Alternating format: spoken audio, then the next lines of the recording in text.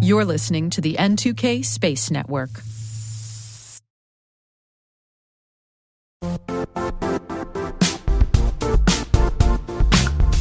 The IT world used to be simpler. You only had to secure and manage environments that you controlled. Then came new technologies and new ways to work. Now, employees, apps, and networks are everywhere. This means poor visibility, security gaps, and added risk. That's why Cloudflare created the first-ever connectivity cloud. Visit cloudflare.com to protect your business everywhere you do business.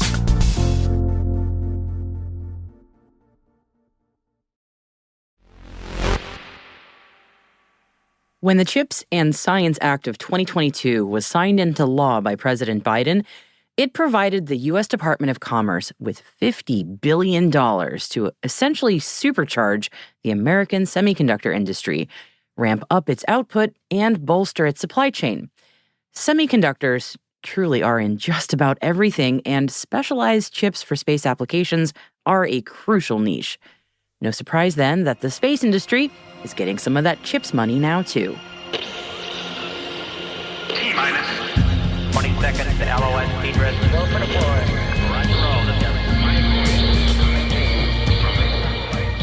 Today is June 11th, 2024. I'm Maria Varmazis, and this is T-minus.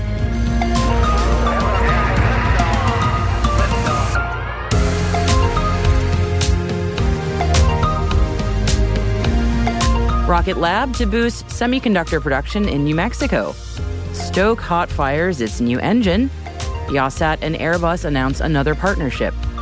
And our guest today is Anthony Baker, CEO and co-founder of SatVu. SatVu has recently announced a new partnership with Suhora in India, so we'll be hearing more about that later in the show.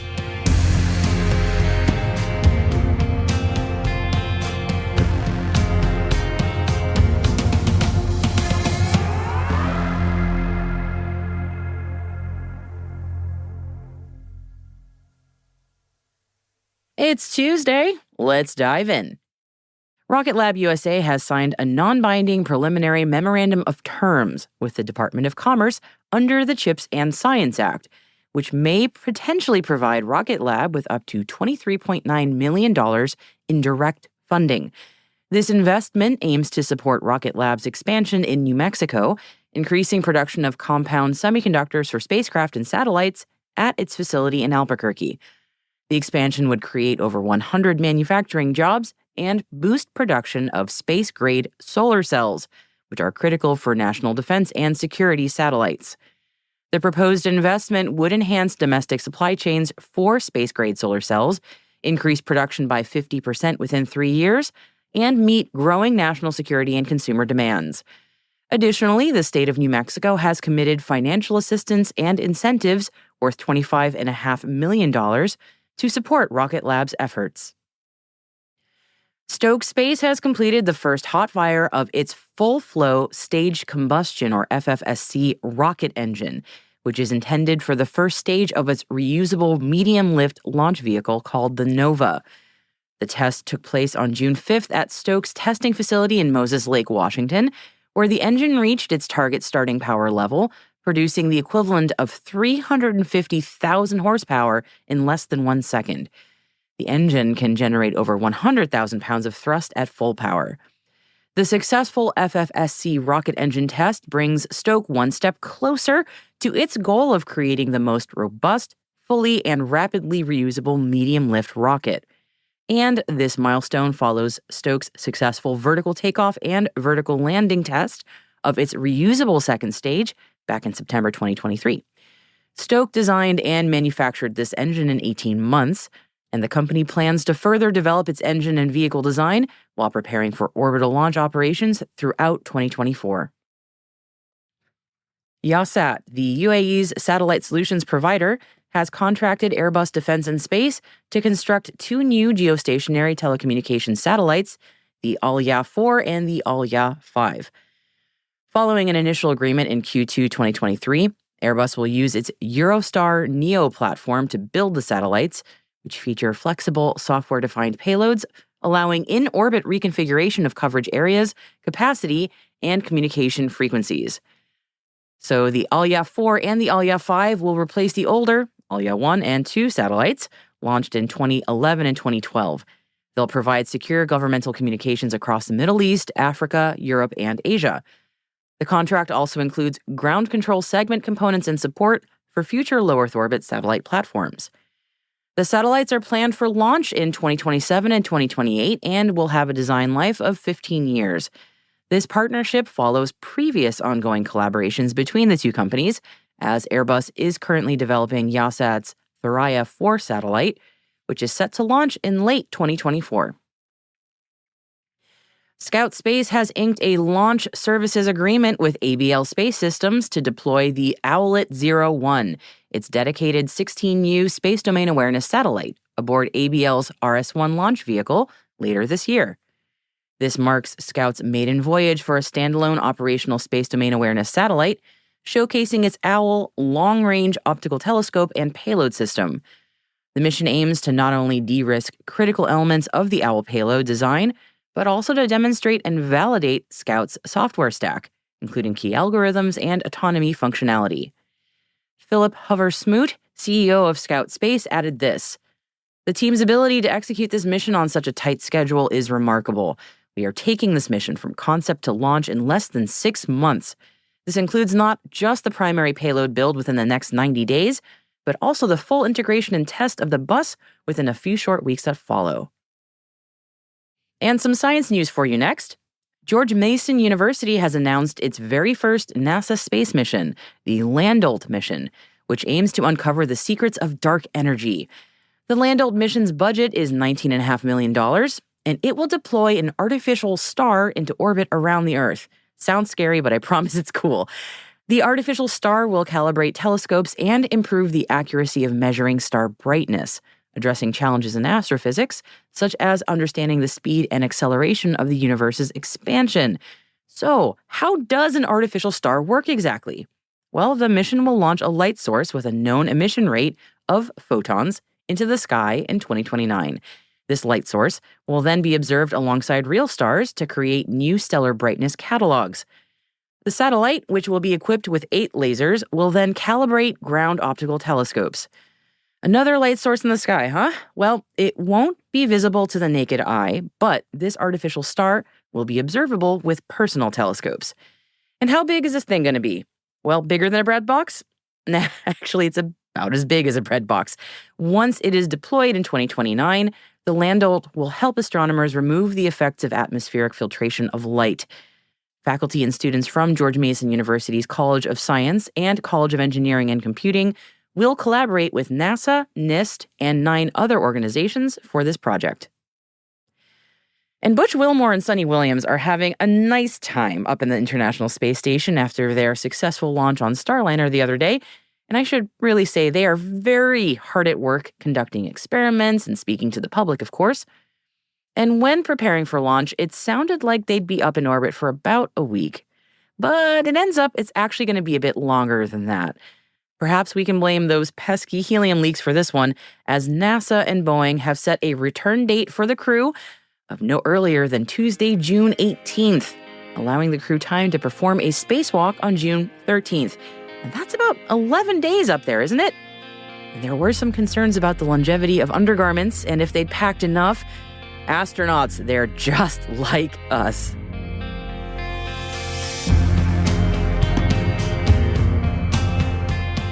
And that wraps our briefing for today. Our show notes, as always, have all the links to all the stories that I've mentioned today, plus a few additional stories for your reading enjoyment.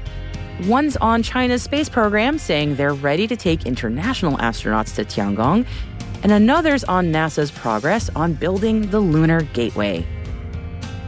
Hey T-Minus crew, if you're just joining us, welcome, and be sure to follow T-Minus Space Daily in your favorite podcast app. Also, if you could do us a favor, share the intel with your friends and coworkers. Here's a little challenge for you.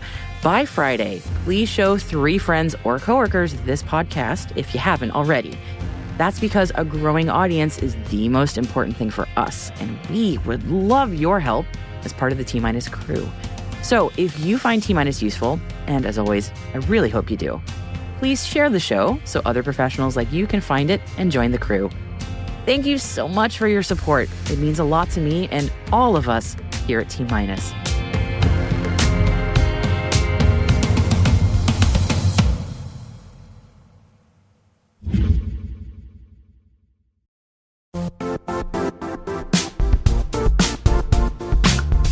And now, a word from our sponsor, Zscaler, the leader in cloud security. Cyber attackers are using AI in creative ways to compromise users and breach organizations. In a security landscape where you must fight AI with AI, the best AI protection comes from having the best data. Zscaler has extended its zero-trust architecture with powerful AI engines that are trained and tuned by 500 trillion daily signals. Learn more about Zscaler Zero Trust Plus AI to prevent ransomware and AI attacks. Experience your world secured. Visit zscaler.com/zerotrustai.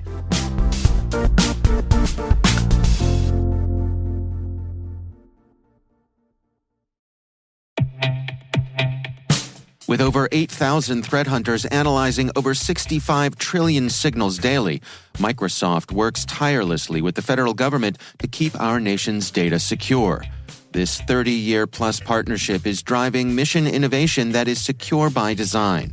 Whether optimizing your existing defenses or tackling advanced threats with AI, Microsoft gives you the intelligence and the automation you need to defend at mission scale. Let's work together to stay ahead of emerging threats and secure your mission anywhere. Learn more at aka.ms/fedcyber. That's aka.ms/fedcyber.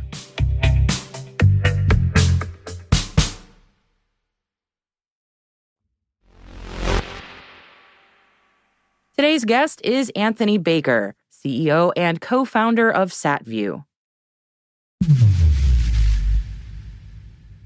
I'm Anthony Baker, CEO and co-founder of SatVu.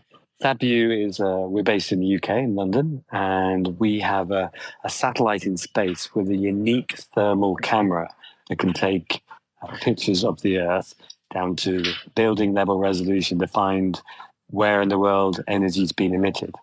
So this can be for where in the world we're wasting energy, or decarbonizing industry, or it can look at activity, and we can actually see activity inside buildings based on their thermal output. So this is the new insight that we bring. Thank you very much for joining me today. I appreciate it. And I know that SatVu is also, you're in the process of building out. I mean, you have a satellite, but that is only the beginning, right? There's a lot more coming. Yeah, so we recently announced that we've ordered 2 more satellites for launching next year on SpaceX. And we're looking forward to those, which will provide more capacity and more opportunities for our customers to use our data. And typically the interests are in economic monitoring, so the activity side, and lots of climate applications around wasted energy, carbon emissions, etc. Excellent. And this imagery is generally in infrared, is that correct? Yes, so we're using thermal infrared. You don't need the sunshine to illuminate things. You can just look at the emissions coming from the objects themselves.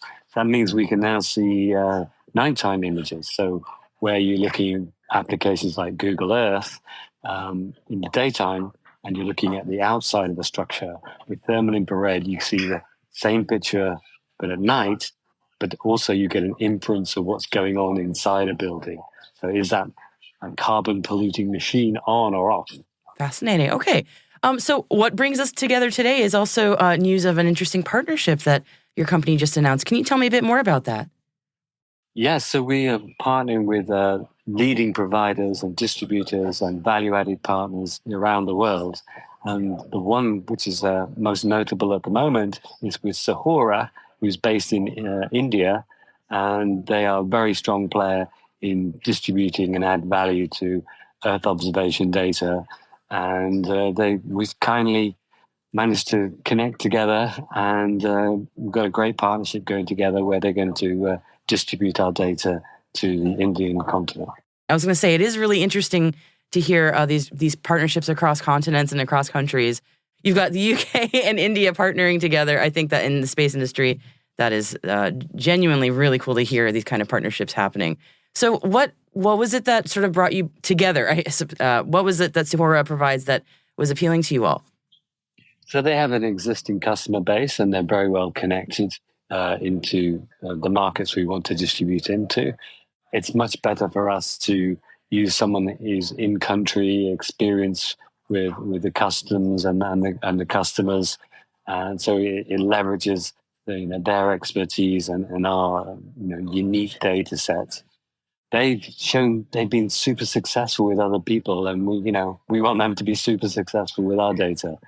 So Understood. yeah, they're of a similar size to us as well. So we're not dealing with a massive corporate and bureaucracy. They're very agile, innovative, and it's just a great partnership match from size, ambition, etc. Fantastic. I would always love to hear, if you don't mind indulging me, maybe what's next for SatVu, what we should be keeping our ears out for in terms of news or activities from you all. So on a number of fronts, so this is the first partnership deal we've announced. So there will be more in different countries. So that's great news coming along, and in different sectors as well. So we're going to see more economic activity and finance-related applications coming out. Then so there'll be quite a lot of those pre-launch, which is quite unusual. Normally you wait till the launch of the satellite and then you get these type of sales. But our data is so compelling that people want to be able to secure this before launch. So that's really complementary to us. Then secondly, next year we'll be launching 2 satellites on SpaceX. So you'll see videos on SpaceX, you'll see PR from us, and hopefully more great interviews with you in next year on that. So it's all good news and all in the right direction. That's fantastic. Well, thank you for sharing that. Is there anything else that you want to share with our audience before we close out?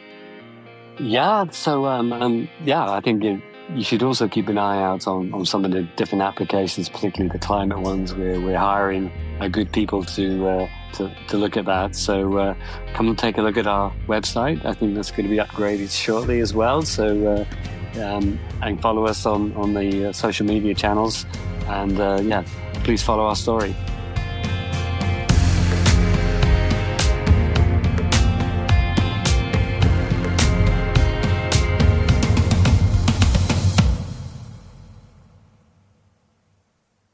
We'll be right back.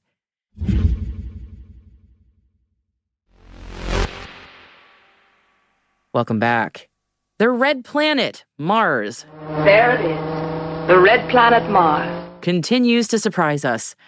A recent study from researchers at Cornell University have revealed, very unlike Earth, we might not find water under Mars's polar ice caps, and instead we might find what seems to be frost-covered peaks on equatorial volcanoes. You may remember a few years ago there was some excitement about the possibility of an ocean under Mars's ice caps, which was fueled by radar echoes detected by ESA's Mars Express spacecraft. But the Cornell team have proposed an alternative explanation. Perhaps those echoes are caused by dusty ice layers and not liquid water. Meanwhile, observations from ESA's Trace Gas Orbiter unveiled bluish deposits on 4 of Mars's equatorial volcanoes, which are particularly visible during colder seasons. These bluish deposits, identified as frost, disappear by the afternoon, suggesting a dynamic process at play there. Scientists speculate that unique microclimates within the summit calderas contribute to this frost formation and challenge our previous assumptions about Mars's climate and water distribution. So while frost decorates the tropical equatorial peaks on Mars of all places, the mystery of liquid water beneath Mars's polar ice caps remains unsolved. Still lots more to be done and learned when it comes to our understanding of the red planet's intriguing landscapes.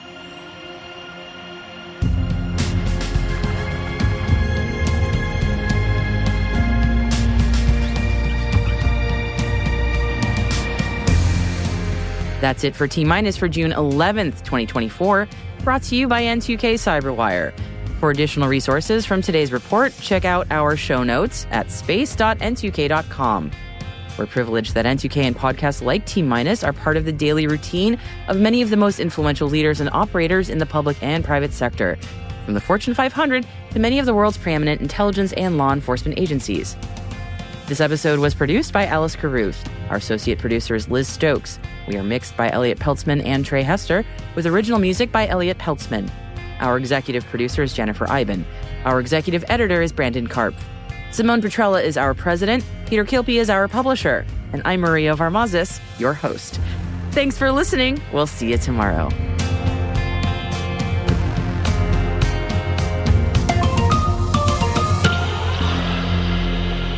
T-minus.